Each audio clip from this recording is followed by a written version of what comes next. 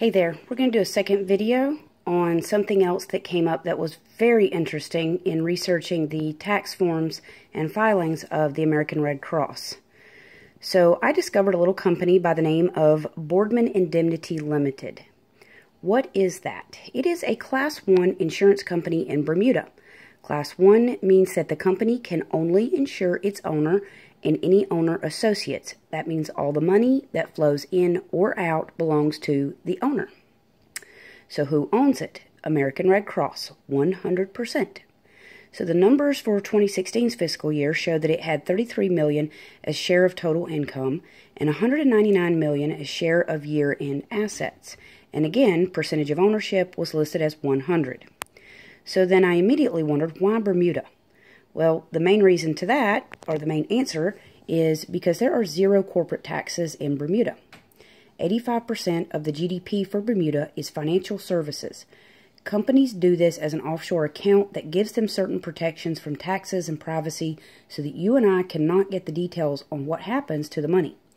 Please attempt to get any reports on Boardman Indemnity and let me know how that works out. I have actually put in an official request to the government of Bermuda, and that was almost 2 weeks ago. I have not even gotten a reply to my request. So, another interesting fact is that on page 11, line 93 of the 990 form, there is an expense listed for insurance. It says that they spent $37 million on insurance. So then my question is are they allowed to expense that, and was that just $37 million they paid to themselves, to their company in Bermuda? So Schedule F also has some interesting information. On line 12, it shows activity in Central America or the Caribbean, program services as insurance for another $27 million.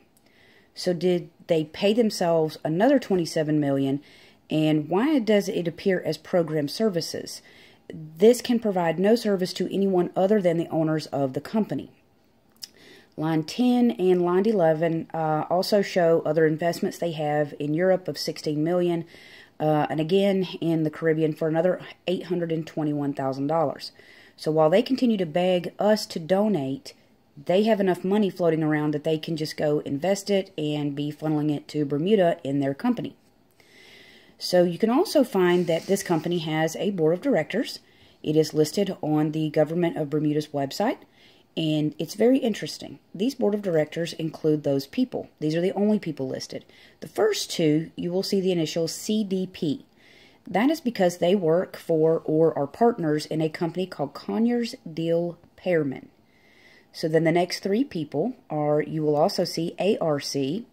They are higher-ups at American Red Cross.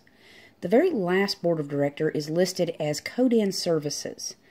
That company has actually been renamed since the opening in 1988 to Conyers Deal Pearman. So then it gets really interesting. If you go to Google and type this question in, why open a Class 1 insurance company in Bermuda?